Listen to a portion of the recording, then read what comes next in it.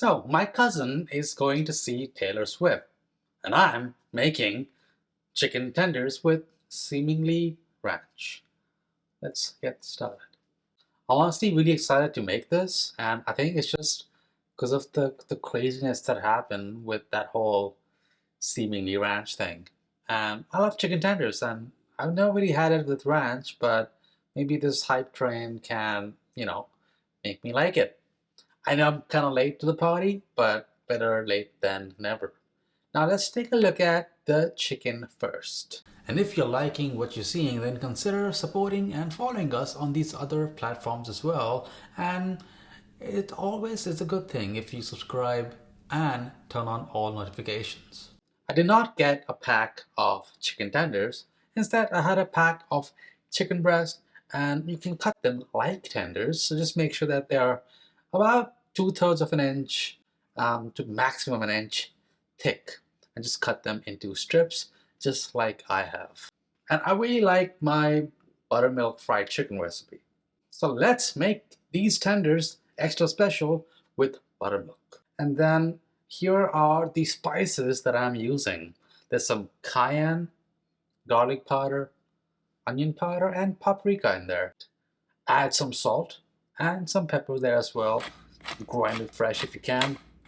And now you just have to give it all a really good mix and let this marinate for at least 3 to 4 hours. So now that the chicken is marinating, let's take a look at our seemingly ranch sauce. We'll start with a great base recipe for a ranch sauce. So let's take a look at that first. We'll play with seemingly ranch at the very end, so stay tuned. Now all the ingredients are linked down below.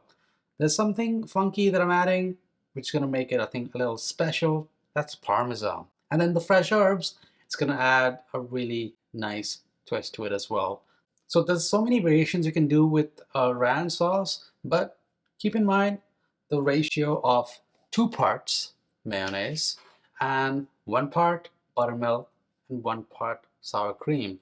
Now for an extra tang, you can replace the sour cream with Greek yogurt. So go ahead and add in your 2 parts of mayonnaise, buttermilk, and your sour cream into this bowl. Then I'm gonna add in a splash of lime juice, a tiny splash of apple cider vinegar, some spices here. We have onion powder, garlic powder, and paprika. Then add in all your fresh herbs, which I've finely chopped here, parsley, dill, and some chives. A little bit of Dijon.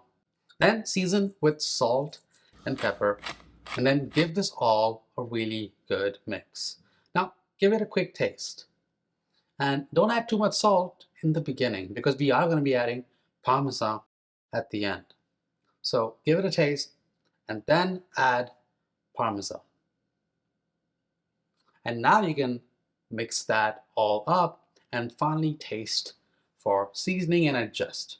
Now that you have the chicken and the ranch chilling in the fridge, let's now make the breading mixture. So I'm going to bread it in this high-sided baking sheet over here. You need a cup of flour, some baking powder, and that baking powder is what's going to help get a nice puffy crust that'll be like super crispy. So we have some garlic powder and paprika. Quick mix.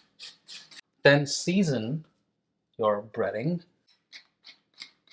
And now that you're ready to fry, take a couple of tablespoons of that awesome marinade that's in here, of that buttermilk, and add that to your breading. You want some clumps of buttermilk. That's going to help with that crust. Mix that all up. Get those chunks in there.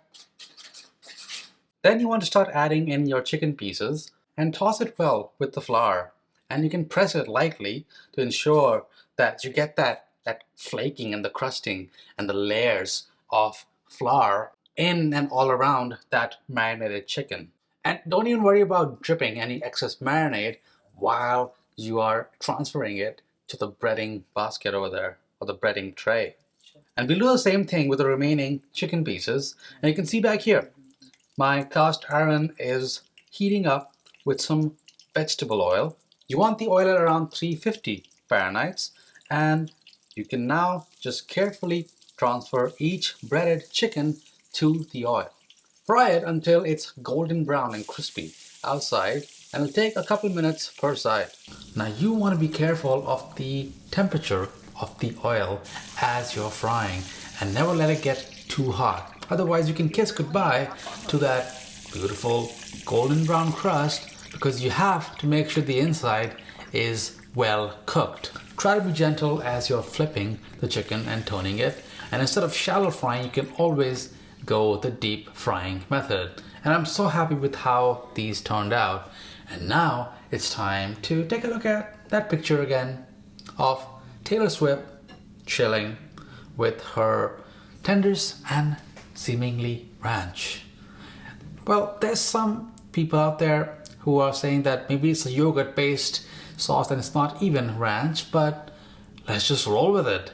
Here's our beautiful ranch sauce from earlier, and to make it seemingly ranch, let's do that by copying that picture. Add some ketchup right next to it so you can now enjoy the flavors of ketchup and ranch together.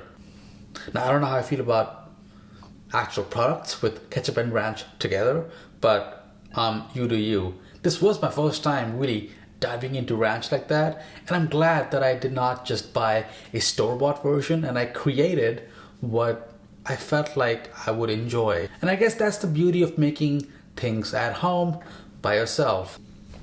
Well, I definitely have lots of seemingly ranch left, so I will be having some more of this, maybe in the form of wraps and maybe some more tenders. And if you enjoyed this, you know what to do. I'll see you on the next one.